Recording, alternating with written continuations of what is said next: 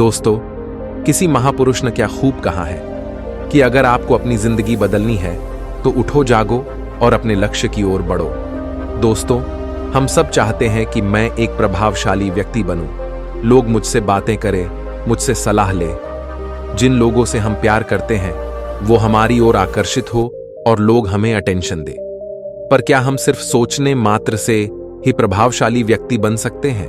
बिल्कुल नहीं। इसलिए इस वीडियो में आपको 7 ऐसी आदतें बताई जाएगी जिनमें से अगर आप कुछ आदतें भी अपनाते हो तो आप अपने आप को बहुत हद तक बदल पाओगे और लोग आपको अटेंशन देंगे और आप एक प्रभावशाली व्यक्ति बनने की राह पर अग्रसर होंगे। नमस्कार दोस्तों, स्वागत है आपका। आइए वीडियो शुरू करते हैं। दूर किसी गांव में एक हरीश नाम का लड़का रहता था। वह इस बात से परेशान था कि वह प्रभावी इंसान नहीं है। वह बहुत कोशिश करने के बावजूद भी वह अपनी बातों, अपने काम और अपने स्वभाव से लोगों को प्रभावित नहीं कर पा रहा था।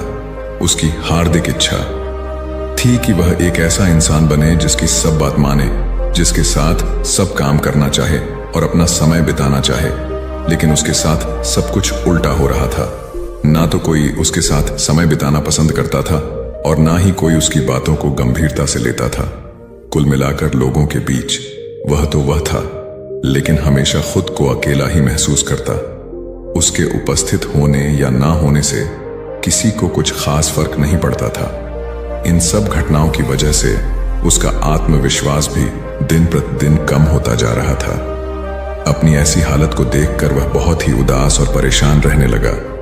जिस शहर में हरीश रहता था उसी नगर के बाहर एक बौद्ध भिक्षु भी रहते थे।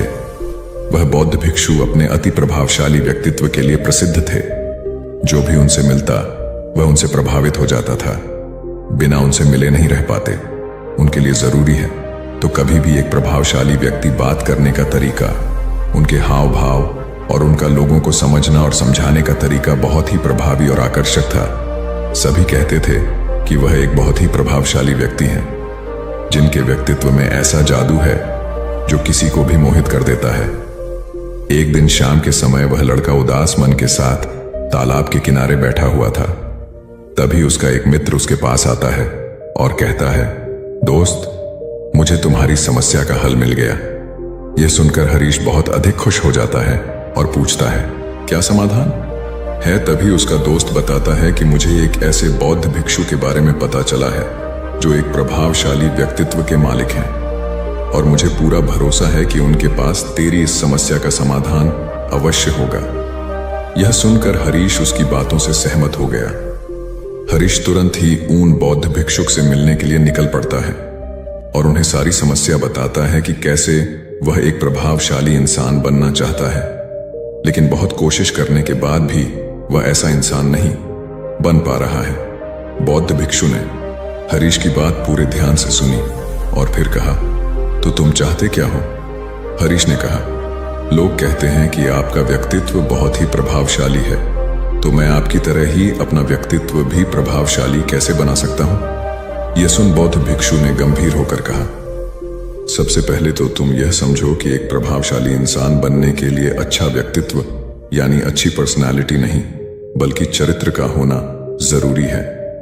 क्योंकि अगर सिर्फ किसी इंसान का व्यक्तित्व अच्छा है तो वह कुछ समय के लिए तो लोगों को प्रभावित कर सकता है, लेकिन बहुत ही जल्दी लोग यह समझ जाएंगे कि उसके काम के पीछे कोई ना कोई मतलब है, कोई उद्देश्य है। लेकिन अगर तुम्हारा चरित्र अच्छा है तो सभी लोग तुम्हारे साथ रहना पसंद करेंगे और तुम अपने आसपास के लोगों को प्रभावित करते रहोगे और तुम्हें इस बात का पता भी नहीं चलता। लेकिन याद रखना, इसके लिए तुम्हें अंदर से बदलना पड़ेगा। तो क्या तुम एक प्रभावशाली इंसान बनने के लिए खुद को अंदर से बदलने के लिए तैयार हो? लड़के ने कहा, जी महाराज जी, मैं पूरी कोशिश करूंगा। बौद्ध भिक्षु ने कहा, एक प्रभावशाली इंसान के अंदर ये 7 आदतें होती हैं जो तुम्हें अपनानी पड़ेगी। बौद्ध भिक्षु ने कहना शुरू किया, पहली आदत, सक्रिय यानी प्रोएक्टिव बनो। हमारे आसपास जो कुछ भी होता है हम इसे बदल नहीं सकते, लेकिन इस पर क्या प्रतिक्रिया देना है यह पूरी तरह से हमारे हाथ में है। एक प्रोएक्टिव व्यक्ति बनने का मतलब है कि हमारे आसपास के लोग चाहे जो कुछ भी कहे, लेकिन हमें उससे विचलित नहीं होना है। जब लोग हमारे बारे में कुछ बुरा बोलते हैं तो कमी हमारे अंदर नहीं बल्कि उनके अंदर होती है। वह जो भी नकारात्मक बातें हमारे बारे में बोल रहे होते हैं उससे हमें उनके नकारात्मक नजरिए का पता चलता है, जिस नजरिए से वह दुनिया को देख रहे होते हैं। प्रोएक्टिव व्यक्ति होने का मतलब यह भी है कि हम किसी बुरी परिस्थिति से प्रभावित ना हो, फिर चाहे मौसम खराब हो या घर में अचानक कहीं कोई मुसीबत आ जाए। एक प्रोएक्टिव व्यक्ति को कोई फर्क नहीं पड़ता उसकी जिंदगी में बुरा वक्त आए या गरीबी, वह हर हाल में खुश रहता है। ऐसा व्यक्ति बुरी से बुरी परिस्थिति में भी बिना कोई शिकायत किए चुपचाप अपना काम करता रहता है और जीवन के सबसे अच्छे दिनों में भी वह बेलगाम नहीं हो जाता, बल्कि तब भी खुद को शांत और स्थिर रखता है।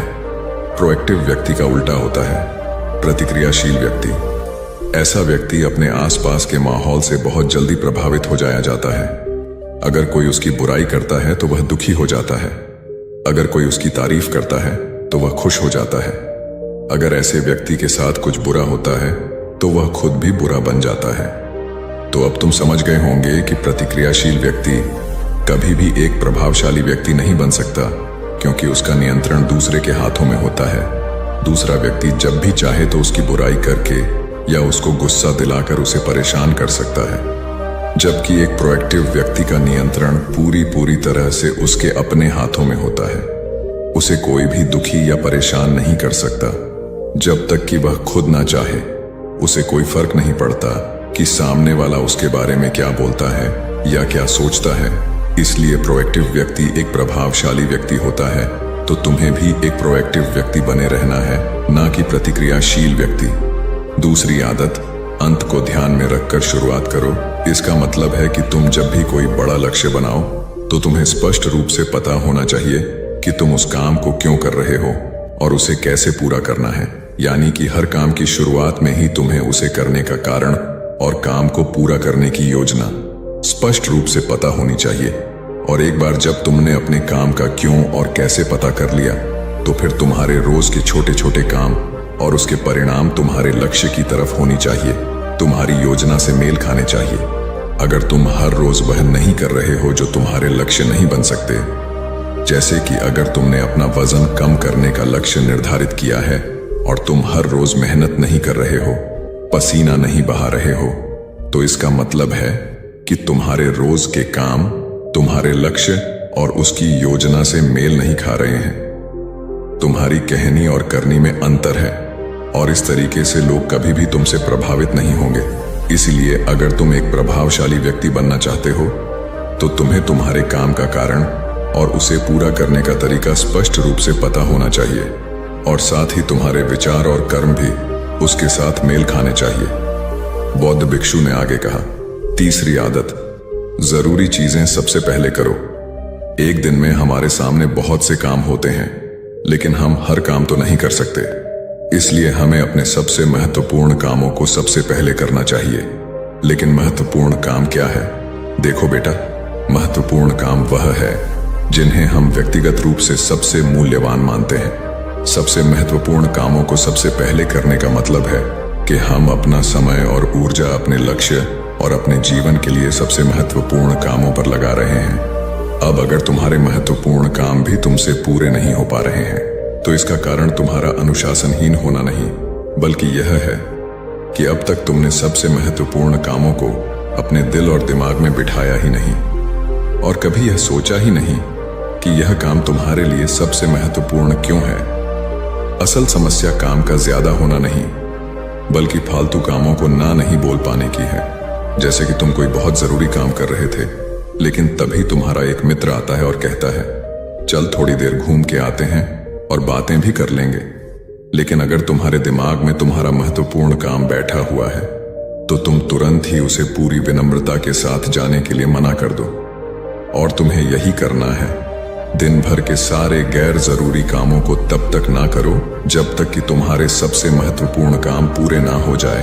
तो अब तुम समझ गए होगे कि प्रभावशाली लोग सबसे महत्वपूर्ण कामों को सबसे पहले खत्म करते हैं। बौद्ध भिक्षु ने आगे कहा, चौथी आदत, किसी भी काम में खुद के फायदे के साथ साथ दूसरों के फायदे के बारे में भी सोचो। ज्यादातर लोग अपना जीवन दूसरों से तुलना और प्रतिस्पर्धा करते हुए जीते हैं। वे अपनी सफलता दूसरों की असफलता में देखते हैं, यानी अगर मैं जीता तो तुम्हारे और मैं हारा तो तुम जीते। इस तरह से जीवन हार जीत का खेल बनकर रह जाता है। लेकिन जो प्रभावशाली लोग होते हैं वे प्रतिस्पर्धा में नहीं बल्कि आपसी सहयोग में विश्वास रखते हैं। उनका मानना होता है कि इस दुनिया में सभी के लिए सब कुछ पर्याप्त मात्रा में है और सबको उसका हिस्सा मिलना चाहिए। न केवल चीजों के लिए बल्कि आपसी रिश्तों में भी यह नियम लागू करते हैं।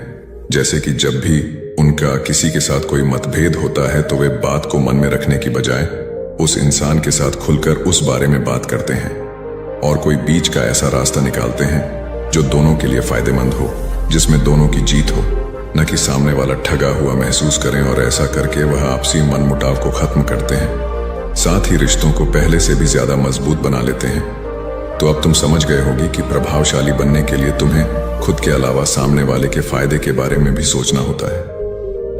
5वीं आदत, पहले खुद दूसरों को समझने का प्रयास करो, फिर उनसे उम्मीद करो कि वह तुम्हारी बात को समझेंगे। किसी के साथ भी बातचीत करने का सबसे अच्छा तरीका यह है कि सबसे पहले हम यह समझने की कोशिश करें कि आखिर सामने वाला कहना क्या चाहता है। बल्कि मैं तो कहूंगा कि किसी भी इंसान की बात को सुनने और समझने का सबसे अच्छा तरीका है कि हम खुद को उसकी जगह पर रखकर सोचें। तब जाकर हम सही तरीके से समझ पाएंगे कि आखिरकार सामने वाला हमसे कहना क्या चाहता है। जब हम किसी की बात को ध्यान से सुनते ही नहीं तब हम उसकी भावनाओं को समझे बिना ही उसे सलाह देने लग जाते हैं। लेकिन जब हम उसे समझने की कोशिश करते हैं तभी हम जान पाते हैं कि असल में वह इंसान कैसा महसूस कर रहा है। और जब हम इस तरीके से किसी की बात सुनते हैं तब जाकर हम उस इंसान को कुछ अच्छी सलाह दे पाएंगे या सच में उसकी कुछ मदद कर पाएंगे।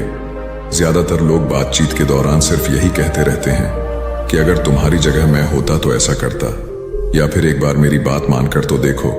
लेकिन वह कभी भी यह समझने का प्रयास नहीं करते कि सामने वाला व्यक्ति क्या कर रहा है, और इसका परिणाम यह होता है कि सामने वाला उन पर कभी भरोसा नहीं करता और फिर ना ही कभी अपनी समस्याएं उनके पास लेकर आता है। इसलिए अगर तुम सच में किसी की मदद करना चाहते हो तो सबसे पहले उन्हें समझने का प्रयास करो। ऐसा करके तुम उनका विश्वास जीत पाओगे और उन्हें इस बात का भरोसा हो जाएगा कि तुम्हारे काम के पीछे किसी भी प्रकार का कोई लाभ या उद्देश्य नहीं है। तुम तो बस उनकी मदद करना चाहते हो और फिर इस तरीके से वह भी तुम्हें समझना शुरू कर देंगे।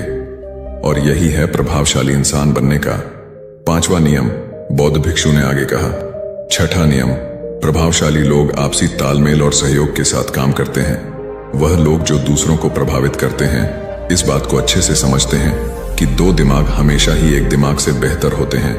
इसलिए वह एक दूसरे का सहयोग करके किसी भी समस्या का समाधान निकालने की कोशिश करते हैं। लेकिन इंसानी स्वभाव के कारण आपसे तालमेल बैठाना इतना आसान नहीं होता, क्योंकि सबके अनुभव और दुनिया को देखने का दृष्टिकोण अलग अलग होता है और प्रभावशाली लोग इस बात को भी समझते हैं। इसीलिए वह एक दूसरे के विचार और दृष्टिकोण को समझने और स्वीकारने का प्रयास करते हैं और आपसी मतभेद को भुलाकर साथ काम करते हैं, क्योंकि वह समझते हैं कि हर इंसान का अपना अनुभव, सोच और विशेषताएं होती हैं। जब अलग अलग खूबियों, अनुभवों और सोच वाले इंसान एक साथ मिलकर काम करते हैं तो उस काम का परिणाम एक इंसान की तुलना में कहीं ज्यादा अच्छा और नया होता है। इसलिए प्रभावशाली लोग अलग अलग सोच रखने वाले लोगों के साथ मिलजुल कर काम करना पसंद करते हैं ताकि वे नई चीजें सीख सकें और कुछ नया और सबसे अलग अनुभव पा सके। बौद्ध भिक्षु ने आगे कहा कि प्रभावशाली लोग अंतिम मदद के लिए खुद को शारीरिक, मानसिक, भावनात्मक और आध्यात्मिक रूप से तरोताजा रखने के लिए रोज कुछ न कुछ करते हैं। प्रभावशाली लोग इस बात को अच्छे से समझते हैं कि अगर उनके जीवन में कोई सबसे महत्वपूर्ण चीज है तो वह है उनका शरीर और उनका दिमाग, और वह इसे मजबूत और ताजगी से रखने के लिए रोज कुछ नया सीखते और करते हैं। अपने शरीर को मजबूत और स्वस्थ रखने के लिए वे हर रोज कोई ना कोई शारीरिक गतिविधि करते हैं, जैसे कि कसरत या योग अभ्यास करके।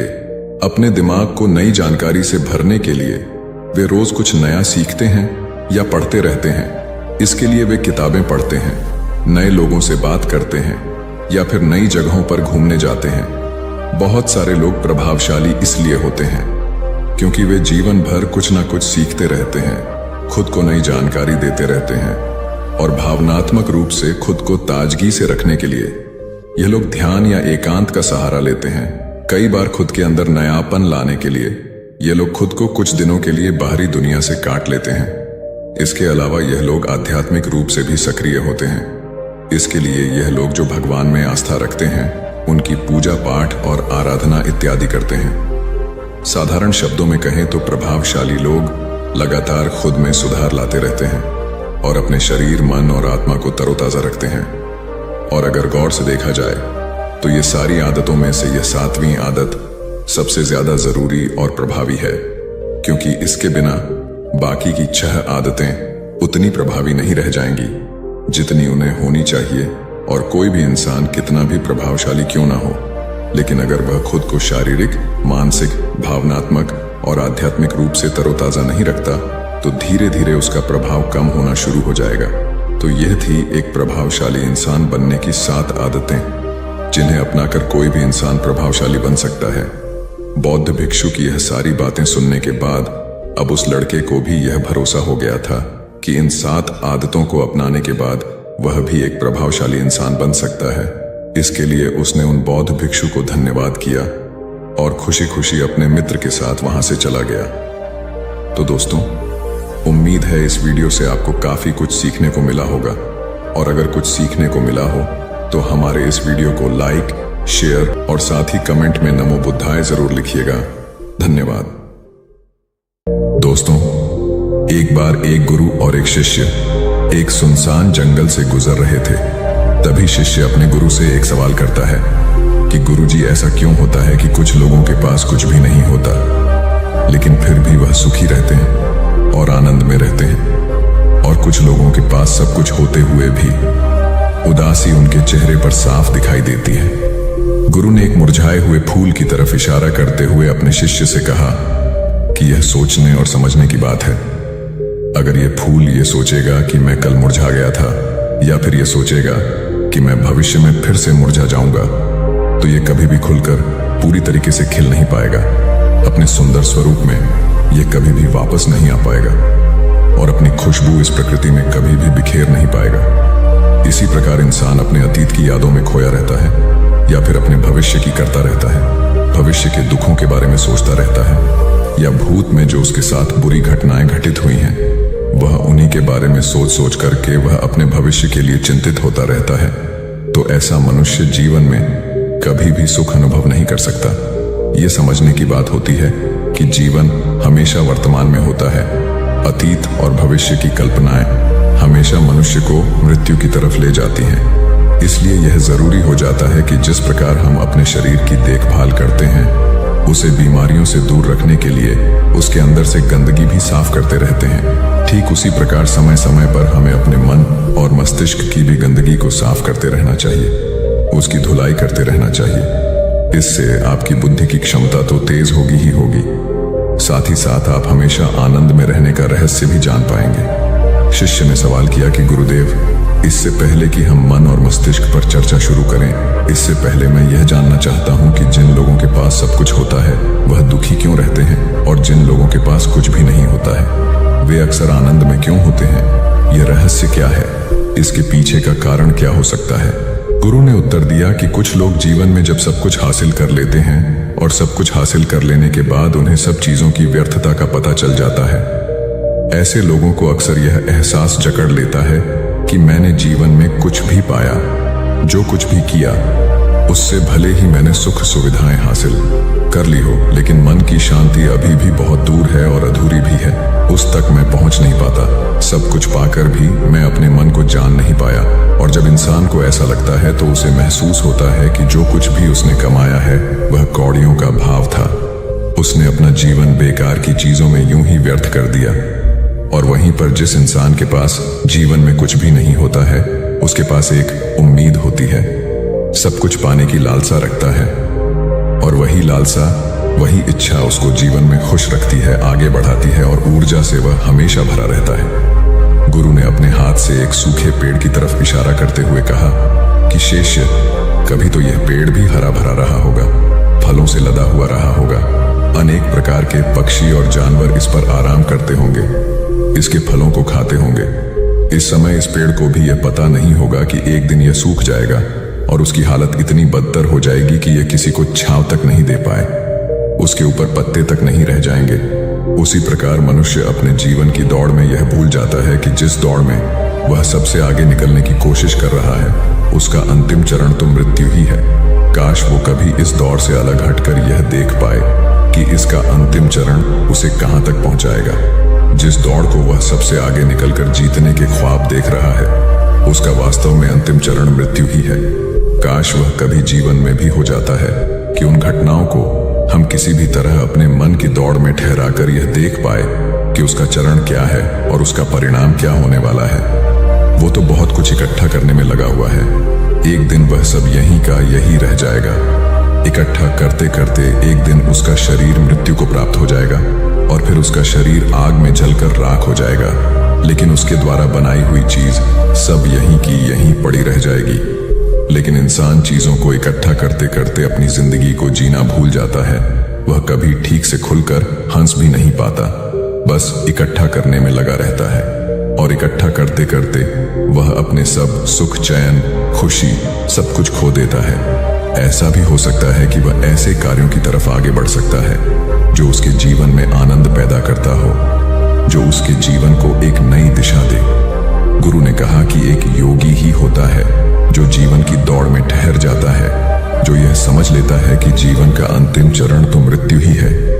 इसीलिए वह जीवन में सुख सुविधाएं हासिल करने की बजाय खुद के मन और मस्तिष्क को एक नए आनंद की तरफ ले जाने का प्रयास शुरू कर देता है। शिष्य ने सवाल किया कि गुरुदेव, क्या एक गृहस्थ जीवन में जीने वाला मनुष्य उस आनंद की प्राप्ति नहीं कर सकता? और अगर कर सकता है तो किस प्रकार शुरुआत उसे करनी चाहिए?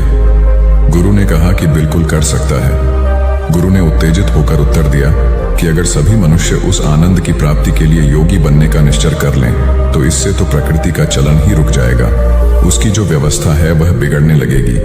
एक सच्चा योगी अपने जीवन में खोज करता है और खोज करने के बाद वह गृहस्थ जीवन में किस प्रकार आनंद को प्राप्त किया जा सकता है वह तरीके सभी को बताता है, ताकि मनुष्य अपने गृहस्थ जीवन का पालन करते हुए उस आनंद की प्राप्ति भी कर सके।